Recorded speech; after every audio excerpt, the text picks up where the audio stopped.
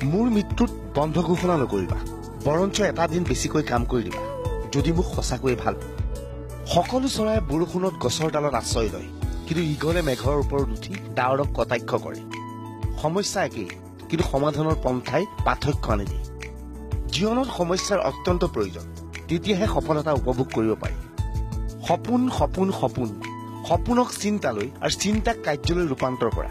সপোন সেয়া নহয় যি শুই শুই দেখা যায়, সপোন সেয়াই যি শুব নিদিয়ে। জীৱনৰ জটিলতাক তোমাৰ ধ্বংস কৰিবলৈ নাহে, বৰঞ্চ ইয়াৰ দ্বাৰা তোমাৰ ধৈৰ্য আৰু শক্তিক পৰীক্ষাৰ বাবে সুযোগ দিয়ে।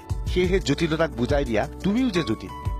তোমাৰ কৰ্মক ভাল পাবা, কৰ্ম প্ৰতিষ্ঠানক নহয়, কাৰণ তুমি নাজানা কেতিয়া তোমাক তোমাৰ কৰ্ম প্ৰতিষ্ঠানে ভাল পাবলৈ এৰি দিব। মই ধুনীয়া ব্যক্তি নহয়, কিন্তু মই কাৰোবাক সহায়ৰ বাবে হাত এখন আগবঢ়াই দিব পাৰোঁ। সৌন্দৰ্য অন্তৰত থাকে, মুখমণ্ডলত নহয়। প্ৰথম সাফল্যৰ পিছত জিৰণি নলবা, কাৰণ দ্বিতীয়টোত অসফল হলে প্ৰথমটো তোমাৰ সৌভাগ্য বুলি সকলোৱে কব।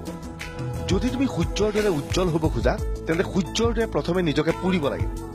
কাৰোবাক হৰুৱাবলৈ সহজ, কিন্তু কাৰোবাক জয় কৰাটো অত্যন্ত কঠিন।